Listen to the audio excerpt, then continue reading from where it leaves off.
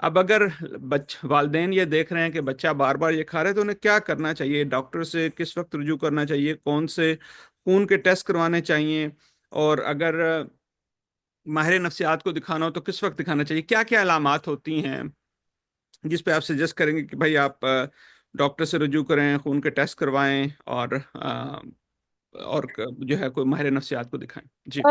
जी doctor Zeeshan, मेरे ख्याल में और मैंने जो बुक्स में और इसके ऊपर, एक तो रिसर्च इस चीज के ऊपर बहुत कम है अच्छा। अनफॉर्चुनेटली। मैं अच्छा।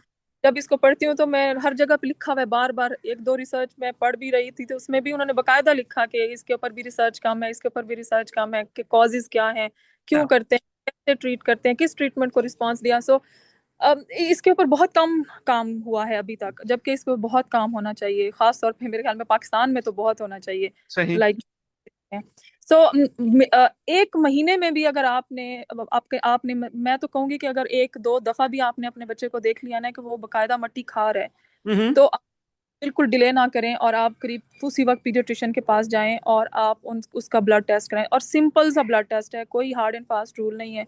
एक ब्लड टेस्ट लिया जाता है जिसमें हम आयरन को असेस कर लेते हैं और सीबीसी कर लेते हैं।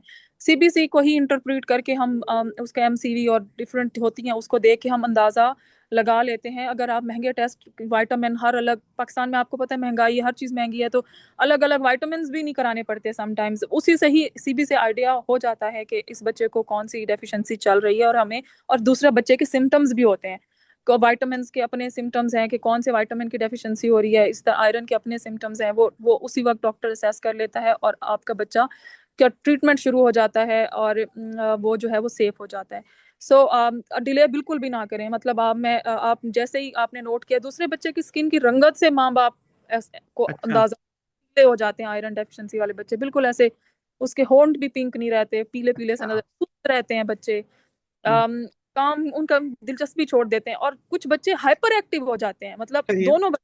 बिल्कुल सही। तो ये सारी अलामात हैं और आप फौरन डॉक्टर के पास जाएं। दूसरा ये है कि वो, जब ये आपका सारी चीजें नहीं मिल रही, बच्चा आपका हेल्दी है, आपको पता है उसकी खुराक भी ठीक आप दे रहे हैं, तो आप बीइंग अ पेरेंट खुद आपको पता भी चल जाता है कि मैं शायद टाइम नहीं दे पा रहा, ये टेंशन सीकिंग में कर रहा है, तो आप उस टाइम पे अपने किसी भी साइकोलॉजिस्ट से बात कर सकते हैं कि इस तरह से। और वो आप बाजूकात हमें चीजें खुद नहीं पता चल रही होती कि हमने क्या करना है, तो हम, ये सारे डॉक्टर्स, ये सारी स्पेशलिटीज तो आपकी हेल्प के लिए बनी हुई है ना। So just ask, don't don't hesitate.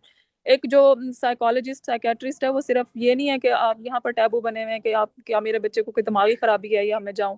No, आपने अपने बच्चे की सोशल वेलबींग के लिए भी अपने साइकेट्रिस्ट के पास जाएं, उसके बिहेवियर्स को लेकर जाएं कि आप कैसे उसको ट्रीट कर सकते हैं, कैसे डील कर सकते हैं। So that's how you can help your kid.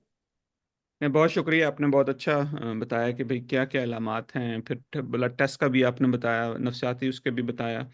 और ये अच्छी बात की कि बच्चों की वाकई दिलचस्पी कम हो जाती है कि जब पढ़ाई में चिड़चिड़ापन बहुत ज़्यादा हो जाता है, गुस्सा करना, बच्चे जो हैं वो परेशान उदास हो जाते हैं। ठीक है।